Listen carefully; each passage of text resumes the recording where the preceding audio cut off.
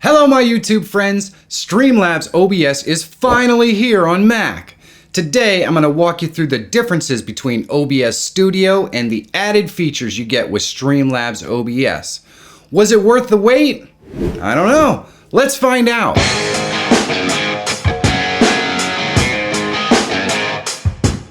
If you're always looking for tools, tips, and tricks to help make you a better YouTuber, subscribe to the channel and click that bell so you don't miss any new content. Waiting for OBS to be released on Mac seems like it took forever. And when it finally got released, after I used it for a little while, I kinda understood why it took so long. But I'll get to that in a minute. First, let's talk about what you get when you use Streamlabs OBS that's different than when you use OBS Studio. There's a button here that allows you to configure the layout of Streamlabs OBS UI into lots of different configurations.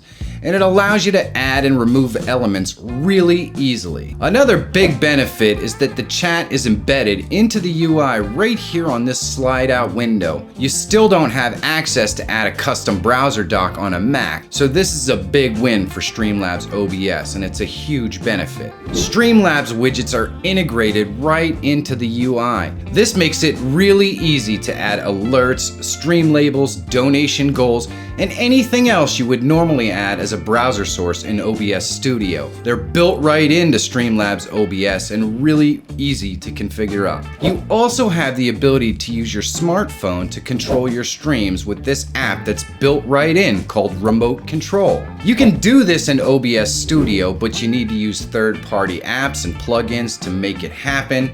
It can be pretty complicated to set up. With Streamlabs OBS Remote Control, it's really easy. I show you how to add the remote control right here if you want to check it out. If you're looking for easy to create live stream overlays, intro videos, wait screens, and many other assets that can help take your live streams to the next level, check out Envato Placeit.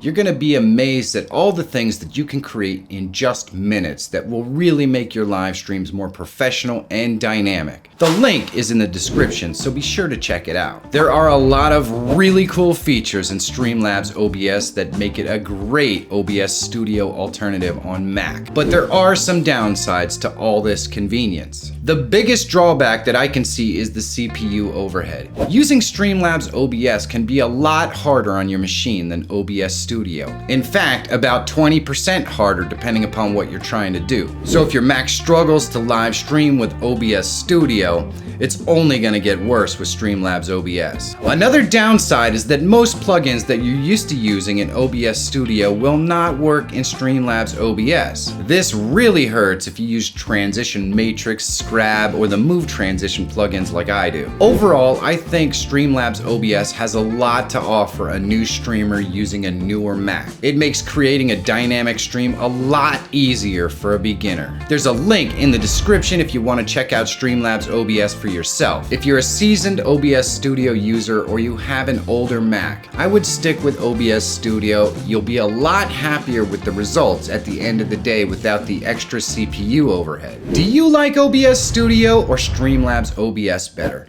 Leave a comment and let me know. I really want to hear from you. If you're looking to know how to add guests really easy to your live stream, you should check this video out right here. If you're always looking for tools, tips, and tricks to help make you a better YouTuber, subscribe to the channel.